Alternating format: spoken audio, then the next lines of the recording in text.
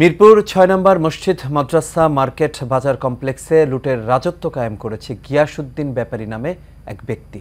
তিনি ১৭ বছর সেক্রেটারির দায়িত্ব পালনকালে ৩০ থেকে ৩২ কোটি টাকা দোকান বরাদ্দ, মসজিদ মাদ্রাসার ভাড়া উত্তোলন, এতিমদের খাদ্য থেকে লুটপাট করেছেন বলে অভিযোগ করেছে বর্তমান কমিটি।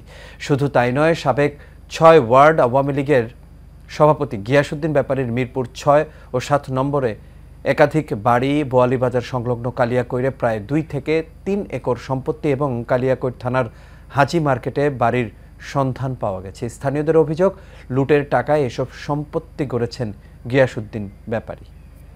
প্রায় ১১,০০০ টাকা দিত এভারেজ গড়, আর এখন আমরা প্রতিদিন এভারেজ গড় পাচ্ছি ২৪ থেকে ২৫,০০০ টাকা। আমাদের অফিসিয়াল যে টাকাগুলো আমরা আর্ট সার্ভিসের মাধ্যমে সেটা গ্রহণ করছি এবং ব্যয় হয়েছে আমার কাছে হিসাব আছে। বাইরে উনি কি করছে না করছে হিসাব আমাদের কাছে নাই। ৩৪,৮৯,৫৯৮ টাকার ভিতরে আমরা এখন আমাদের কাছে দায় দেনা আছে ১৫,৫০,১৮৫ টাকা আছে। ১৭ বছরে কত টাকা লোপাট করেছেন, এই টাকার লোপাটের বিষয়টা আমরা মুসল্লিদেরকে জানাতে চাই, এলাকাবাসীকে জানাতে চাই। সঠিক তদন্ত করার পরে যেটা মুসল্লির পক্ষ থেকে সিদ্ধান্ত আসবে সেই হিসেবে আমরা এগোবো।